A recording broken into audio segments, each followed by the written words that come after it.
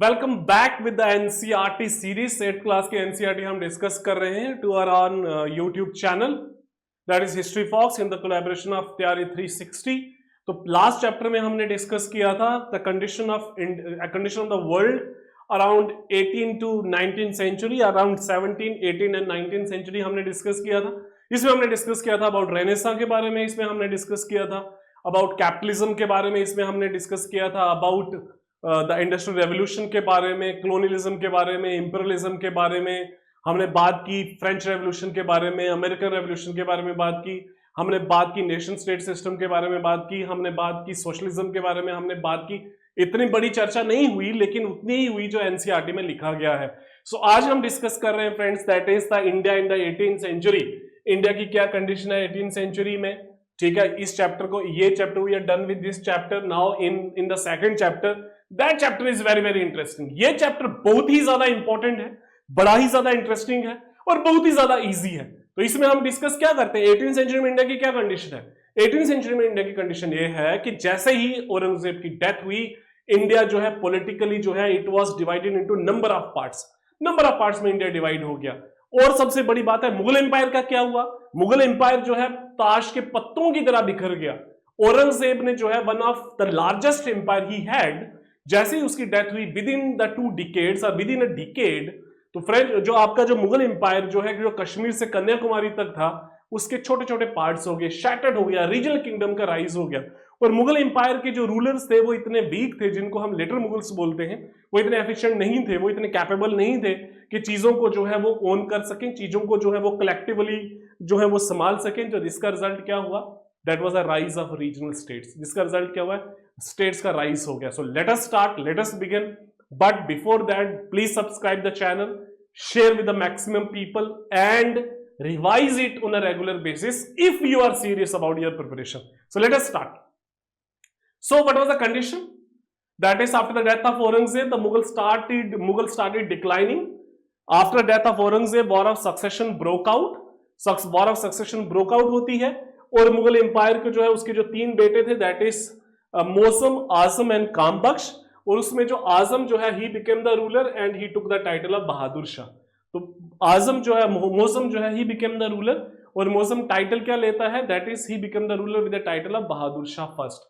Okay, there was several reason assigned to the decline of the Mughal empire. Mughal empire के decline के बहुत सारे reasons थे, that is revolt of Marathas है, revolt of Jat है, रिवोल्ट ऑफ सतनामीज है, देन फॉर एग्जांपल औरंगजेब की रिलीजियस पॉलिसी है, औरंगजेब की ऑर्थोडॉक्स रिलीजियस पॉलिसी है, नेवी की इंपॉर्टेंस को नेग्लेक्ट करना है, यूरोपियन कंपनी का राइज है। There were so many reasons, there are an number of reasons जो हैं जो रिस्पॉन्सिबल हैं डिक्लाइन ऑफ मुगल एम्पायर की। अगर हम बात करें तो जब हम हायर क्लासेस में बात करेंगे, जो आपका जो मेन आपके जो हम डिस्कस करेंगे मॉडर्न इंडियन हिस्ट्री में, तो उसमें हम डिस्कस करेंगे अलग अलग थ्योरीज है। जैसे for example decline of that is mansabdari structure का खत्म होना, jagirdari crisis, for example Aurangzeb responsibility, weak succession.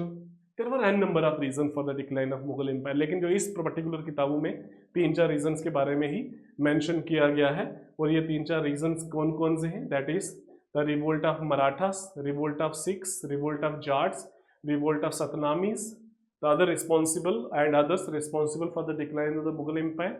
Of course, these factors responsible for the disintegration of the Mughal Empire during the 18th century. The country broke into the smaller territories, many of which became more or less independent. Okay, तो Mughal empire की अगर हम बात करें तो Mughal empire for example once upon a time it was the strongest empire in the world, जो आपका औरंगजेब की डेथ के बाद और बाद में जो है ये बाइफरकेट होके अलग अलग पार्ट्स में जो है वो डिवाइड होता है। ओके, सो अगर हम लेटर मुगल्स की बात करें, who were the later Mughals, वो लेटर मुगल्स उन मुगलों को बोला गया है जो औरंगजेब की डेथ के बाद आते हैं। They were known as the later Mughals, they were known as the later Mughal, उनको लेटर मुगल्स बोला गया है। Okay, so the Mughal emperor who came after the death of Aurangzeb are known as the later Mughal. During this period nobles became the king maker, noble जो है वो king maker बन जाते हैं। There were different categories of noble, there were different categories of nobles, like तुरानी, like Afghani, like Irani, like हिंदुस्तानी। तो groupism हो जाता है बहुत ज्यादा। each of the groups tried to establish their own supremacy in the Mughal court. तो Mughal empire जो है he became a puppet, और by the end of the Aurangzeb rule the number of mansabdar जो ऑफिशियल्स हैं वो भी इंक्रीज होते हैं, who demanded jagirs which would yield more revenue. The mansabdar जितने भी पावरफुल मनसबदार थे they resisted their transfer.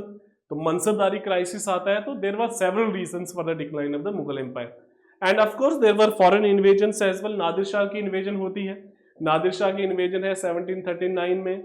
Ahmad Shah Abdali ने लगभग 6 दफा इन्वेड किया. So there were number of foreign invasion as well. जब हम लेटर मुगल्स की बात करते हैं, अगर लेटर मुगल्स की एक क्रोनोलॉजी अगर हम समझें, तो लेटर मुगल्स में क्रोनोलॉजी सबसे पहला रूलर कौन आया, that is Bahadur Shah. Bahadur Shah was the first ruler. Bahadur Shah का जो टाइम पीरियड है दैट इज 1707 से 1711 तक लगा लो, 11-12 तक लगा लो. ओके, तो उसके टाइम पीरियड में क्या हुआ, बहादुर शाह के टाइम पीरियड में स्टेट के फाइनेंसिस खराब हो गए. He was a tolerant, no doubt about that. He was a weak ruler, no doubt about that. इसने जो है जजिया सिस्टम को बैन करने की कोशिश की, जजिया टैक्स को. इसने शाहू को रिलीज किया, ग्रैंडसन ऑफ शिवाजी, जो 1689 में जो है वो उसको अरेस्ट कर लिया गया था. इसने सबको प्लीज करने की कोशिश की. इसने जो 10th सिख गुरु थे, गुरु गोबिंद सिंह, उनको मनसबदार दिया इन्होंने. तो गुरु ये जो आपका बहादुर शाह है, he was very weak ruler, also known as Shah Bekhabar, also known as Shah बेखबर. सो जहांदर शाह उसके बाद आता है. जहांदर शाह के टाइम पीरियड में Jahandar Shah became the ruler with the help of a noble, that was Zulfiqar Khan की मदद से आता है. He was the first ruler जो है जो किसी नोबल की सपोर्ट के साथ बनता है. he became the first ruler who became the ruler, he was the first ruler who became a ruler with the help of a noble. Zulfikar जो है he was a Iranian ruler, तो जिसकी जो मदद करता है जहांदर शाह को रूल करने के लिए. तो जहांदर शाह है के टाइम पीरियड में जो जितने भी इंपॉर्टेंट डिसीजन हैं वो सारे जुल्फिकार ही लेता है. इसी के टाइम पीरियड में जजिया टैक्स जो है वो अबॉलिश किया गया. इसी के टाइम पीरियड में बड़े सारे रूलर्स के साथ जो है फ्रेंड रिलेशन एस्टैब्लिश किए गए. ओके, देन उसके बाद फारूक सियार आता है. फारूक सियार 1713 से लेके 19 तक. फारूक सियार जो है सैयद ब्रदर्स की मदद से आता है.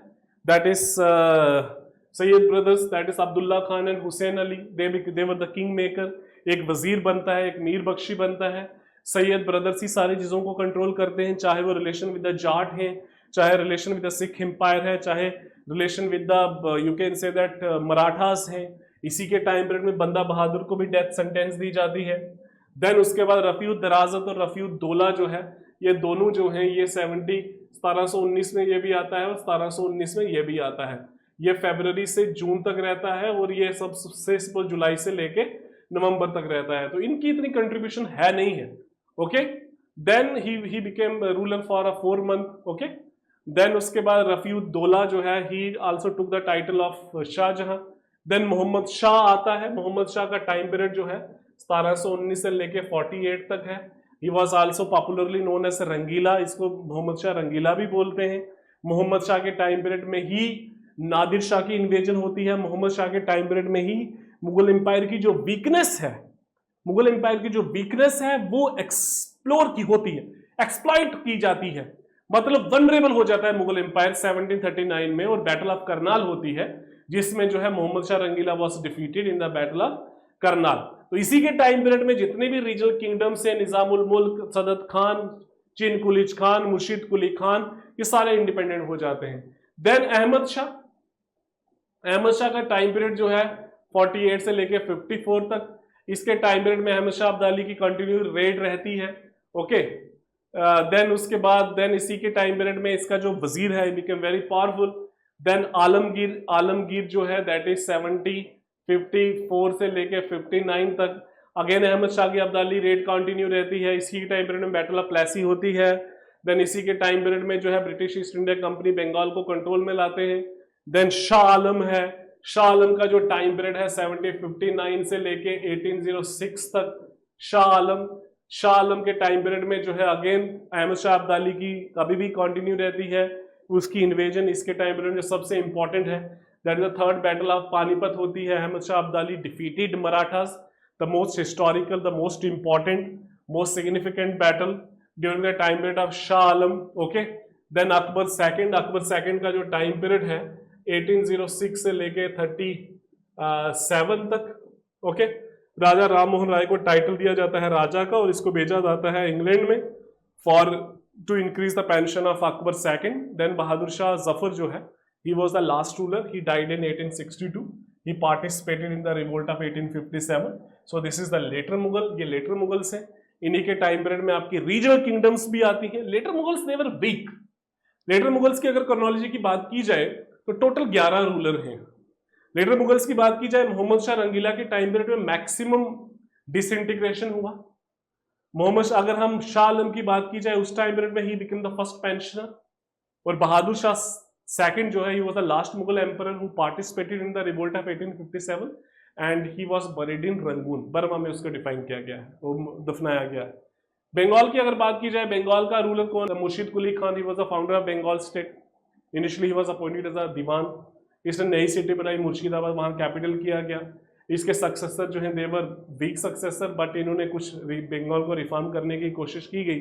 बैटल ऑफ प्लेसी और बैटल ऑफ बक्सर में बंगाल को कैप्चर किया गया. Hyderabad, Chin Qulich Khan Nizamul Mulk was the founder. Asaf Shah dynasty से बिलोंग करता है. They remain loyal with the British empire. They join, you can say that British empire को ज्वाइन किया 1799 में. The successor were known as Nizam of Hyderabad. और फाइनली निजाम ऑफ हैदराबाद जो है, it become the part of Indian union in 1848. Usman Ali was the last Nizam of Hyderabad. Awadh, Burhanul Mulk, Saadat Khan Burhanul Mulk, he became the founder of the Awadh state. Awadh को capture किया गया 1856 में लॉर्ड डलहौजी ने. And you can say that who was the last Awadh sultan. Awadh का last sultan जो है, he was known as, I am not getting his name. तो जैसे मुझे नाम याद आएगा तो मैं आपको बताऊंगा. अवध का जो लास्ट रूलर है, लास्ट निज़ाम है, अगर आपको नाम याद आता है तो प्लीज़ आप मेंशन कीजिए नीचे. आप जो है उसमें कमेंट्स में आप लिखिए. He was the last Nawab of Awadh. Then Punjab के टाइम पीरियड में, मुगलों के टाइम पीरियड में नादिर शाह के इन्वेजन के बाद Punjab almost became a independent kingdom. बाद में रंजीत सिंह ने इसको ऑर्गेनाइज किया. Then Rajput states, they also became independent. The most outstanding Rajput ruler was Sawai Jai Singh of Amer. तो इसने जो है erected 5 observatory. He also founded the city of Jaipur. 5 observatory बनाई, Delhi, Jaipur, Varanasi, Ujjain and Mathura. The political influence declined but their economic conditions were improved. Then 6, Guru Govind Singh was the last Sikh गुरु. तो उसके बाद बंदा बहादुर ने स्टार्ट किया. देन उसके बाद मिसल्स का कॉन्सेप्ट आता है. 12 मिसल्स हैं और मिसल्स में सबसे पावरफुल जो है वो सुकर चाकिया मिसल्स है. पंजाब को और सिखों को आप साथ में जोड़ के पढ़ेंगे तो बेटर रहेगा आपके लिए. Okay, then what about the state of South India? State of South India में Carnatic and Mysore state. Okay, they also got freed from the Mughal governors of Deccan. तो मैसूर का सबसे important ruler Hyder Ali of Mysore, he became an independent ruler of Mysore. तो इसकी death के बाद टीपू सुल्तान जो है, he became a powerful ruler. और बाद में 1799 में Mysore become the part of the British empire. British empire की बात की गई. देन इसके बाद यहाँ पे और क्या चीज आती है? यहाँ पे हम बात करते हैं 18th सेंचुरी में मराठास की बात करते हैं. तो मराठास का बड़ा एक सिग्निफिकेंट राइज है इस टाइम पीरियड में. Shivaji was the founder of the Maratha empire. लेकिन औरंगजेब की डेथ के बाद जो है शाहू को रिलीज किया जाता है एंड शाहू रिवाइव करता है. Shahu became the ruler. लेकिन जो असल ग्रोथ जो है मराठा एम्पायर की, that happened under the prime ministership. तो in Maratha empire prime ministers were known as Peshwas. तो मराठा एम्पायर में प्राइम मिनिस्टर को क्या बोलते हैं? पेशवास बोलते हैं. Balaji Vishwanath contributed to the success of Shahu. The first and the most important Peshwa was Balaji Vishwanath. और सबसे पावरफुल पेशवा जो है that was the Bajirao. Bajirao सबसे पावरफुल पेशवा है. ओके, तो बाजीराव के टाइम पीरियड में क्या हुआ कि एक्सपेंशन स्टार्ट हुई. बाजीराव के ही टाइम पीरियड में क्या हुआ कि अलग अलग you can say that Maratha sardars का भी राइज होता है, जिसमें आपके सिंधियास हैं, जिसमें गायकवाड्स हैं, जिसमें भोंसले हैं, जिसमें होलकर हैं. तो ये सारी चीजें हम बात करते हैं. लेकिन मराठा एम्पायर जो है उतना पावरफुल नहीं हो सका जितना होना था. उसका रीजन क्या है? उसका रीजन ये है कि मराठा जो है एक पॉलिटिकली अपने आप को स्टैब्लिश नहीं कर पाए, अपनी कंसोलिडेट नहीं कर पाए। रेवेन्यू जो है that was uneven distribution of revenue था। ये जो 18th सेंचुरी के अराउंड जो ये जो मैंने इनके जो 4-5 सरदार बोले, इनमें आपस में जो है क्या हो गया, डिफरेंसेस आ गए। दैट इज पेशवास के बाद साथ में गायकवाड्स, होलकर, सिंधिया एंड भोंसले। तो जिसकी वजह से क्या हुआ कि मराठा जो है वो एलिनेट हो गए। तो जिसकी वजह से मराठास ने जो है बहुत सारे दुश्मन पैदा कर लिए। Marathas they become a terror for the other powers of the north. और जिसकी वजह से क्या हुआ कि थर्ड बैटल ऑफ पानीपत में मराठा एम्पायर का जो कॉन्फिडेंस है ना कि वो शैटर्ड हुआ, मराठा एम्पायर का कंप्लीटली जो है वो लॉस हुआ। जहां तक थर्ड बैटल ऑफ पानीपत की हम बात करते हैं तो थर्ड बैटल ऑफ पानीपत जो है 1764 में होती है, 1761 में होती है, sorry. It was fought between Ahmad Shah Abdali, जिसका पूरा नाम अहमद शाह दुरानी था, और Maratha forces was led by Sadashivrao Bhau. एक और जो नॉमिनल कमांड थी that was under Vishwasrao. Marathas were defeated. There were several reasons for the defeat of the Marathas. उसका रीजन ये है that is the heavy mounted artillery of Afghans were much better than light artillery of Marathas. Marathas जो Afghans की जो strength जो थी वो ज्यादा थी। Unfamiliarity of the Marathas regarding the terrain. Marathas जो है प्लेन बैटल ग्राउंड में लड़ने के आदी नहीं थे। Then Abdalis had made diplomatic alliances with Hindus and Muslim chief of the region, while the Marathas commanders had not made such overture or overtones. Because of this, Marathas lacked critical support in this crucial juncture of the battle. तो जिसका result ये निकला कि Maratha empire का decline हुआ। अगर हम 18th century की अगर हम बात करें तो 18th सेंचुरी में और क्या क्या प्रोग्रेस हुई और 18th सेंचुरी की और सिग्निफिकेंट डेवलपमेंट क्या है in terms of society and politics. During this time some of the important centres of trade and commerce emerged like Dhaka, like Murshidabad, like Hyderabad, Masulipatanam, Faizabad, Banaras, Lucknow and Gorakhpur. ठीक है, तो यहां पे इस 18th सेंचुरी में जो प्रोविंशियल रूलर्स थे they made no distinction between Hindus and Muslims. There was no discrimination on the basis of the religion. For example Awadh की आर्मी में जो है नागा सन्यासीस भी थे। तो एक और जो सबसे इंपॉर्टेंट कल्चर डेवलपमेंट हुई that was the development, culture progress हुई that was the development of languages, progress in the field of music. जैसे for example khayal and thumri music Hindustani music की फॉर्म है। Urdu as a language, progress in the field of painting अगर under the Mughals and Rajput, जैसे Pahari painting है, Basohli painting है। Indian society presented a picture of disunity. Hindu society जो है different caste में डिवाइडेड थी। Okay, so this is an important part. Why there was lack of unity among the Hindu society? Unity क्यों नहीं थी? उसका रीजन ये था economic changes in many European countries led to the rise of nation state system. Again for example growth of trade commerce industry created common economic life and interdependence within the country. India में वैसा नहीं हुआ। People were divided, people in divided countries were struggling to unify the nations. Peoples were fighting to destroy old form of the government. Indian rulers seemed unaware. Indian rulers को इतनी जानकारी नहीं थी। मराठास की डिफीट के बाद भी बड़ी सारी मुश्किलें होगी, इंडिया यूनाइट नहीं हो पाया और ब्रिटिश कॉन्क्वेस्ट जो है वो ग्रेजुअली की गई।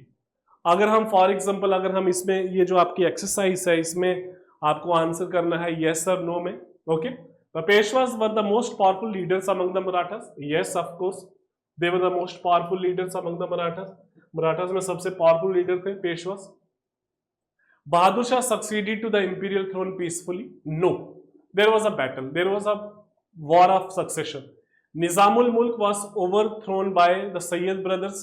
Nizamul Mulk was not overthrown by the Sayyid brothers. Sayyid brothers ने नहीं किया, Sayyid brothers बड़े बाद में आए। No, none of the provincial governors sent any tribute to Delhi.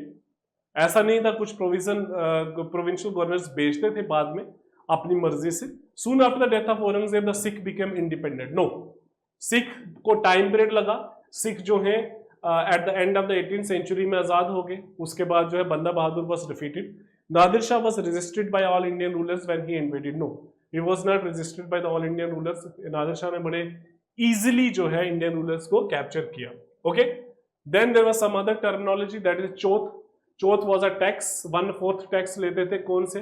Marathas लेते थे outside their kingdom, okay, outside their dominion 1/4 of the revenue paid to the Mughal empire, okay, tax जो मराठास लेते थे। सरदेशमुखी 1/10 टैक्स लेते थे, ये भी मराठास लेते थे। स्वराज्य क्या है? The areas of Maharashtra where Shivaji founded his kingdom that was known as Swarajya, okay.